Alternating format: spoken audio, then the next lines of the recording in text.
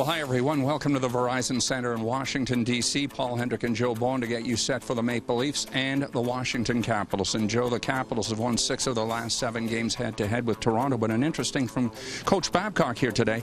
We're not here to get a learning experience. We're here to get 2 points. Valiant words, but it is going to be a difficult challenge here tonight. It sure will be, Paul. They're playing exceptionally well. They have lost 2 games back-to-back only twice this year. And on both of those occasions, the second loss was an overtime loss. So they've not gone 2 games without gaining some points.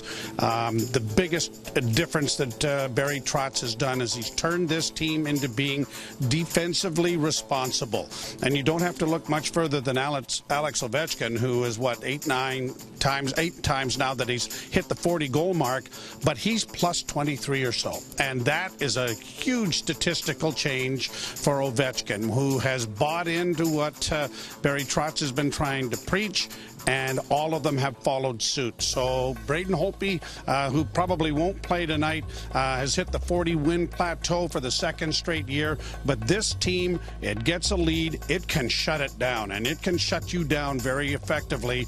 But they've got a marvelous power play. They have an offense that can strike from any line and at any time, and they've got everything. I don't think there's any question that they are the odds-on favorite to come out of the East this year, and they should be.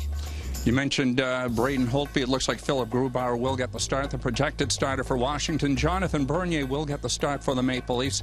He beat Carolina last week, making 30 saves before the loss in Montreal on the weekend. One final note, Brooks Light comes home, as does Connor Carrick. But for Brooks, 742 games in a Washington uniform. If there was a trade the Capitals did have to make, that had to be as painful as it gets, and he'll be welcomed with open arms here tonight, albeit in a Maple Leaf uniform. Yeah, and Jim Ralph made a great point that it kind of harkens back to a situation a number of years ago.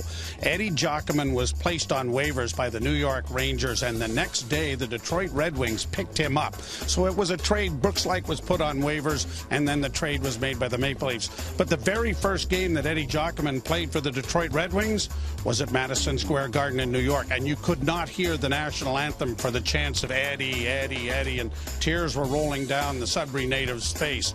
Brooks Light, this will be a very emotional night for him, and I'm sure there's going to be a lot of signs and a lot of response from the fans here, because not only was he a good, solid player over those 700-plus games, he's a very likable young man. He's very articulate. He's very much involved in the community, and so there's going to be a lot of emotion here from both sides, people in the seats and also for Brooks Light on the ice. It'll be an emotional night for him.